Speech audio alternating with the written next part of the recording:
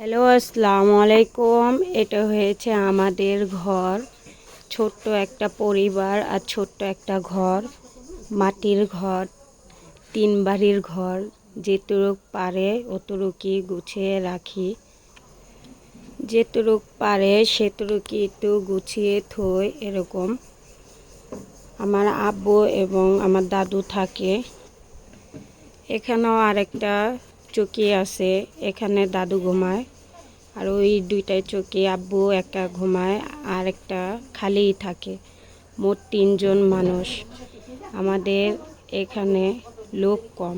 আমরা যে সময় আসি ওই সময় সবাই মিলেমিশে থাকি।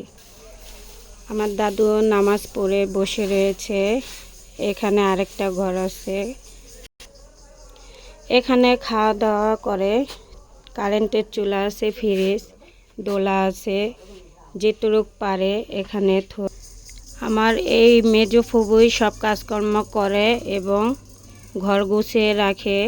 আমার ফুবুর 2টা পাও নেই, সেই সব রান্না বাড়া যা লাগে ইত্যাদি সব বাড়িঘর আশেপাশে যা গোছানো আমার ফুবুই করে। আর আমরা আসলে সবাই একসাথে মিলেমিশে কাজ করে। আমার ফুবুর জন্য দোয়া করবেন আর দাদুর জন্য। এটি হয়েছে ফুফাতো ভাই 2টা। এই হয়েছে বাইরের থেকে, এই হয়েছে পুরা ঘর। আমার আম্মু 1 বছর হয়েছে মারা গিয়েছে, আর ফুবু যা পারে তা দিয়ে গুছিয়ে রাখে। আর ছোট পরিবার, এটাই আমাদের সংসার। আমার আব্বু, দাদি, ফুবু তারা সব সময় এখানে থাকে। আমার আব্বু নামাজ পড়ে আসছে, আমার আব্বুর জন্য সবার জন্য দোয়া করবেন। আমরা যেন সবাই একসাথে থাকতে পারি।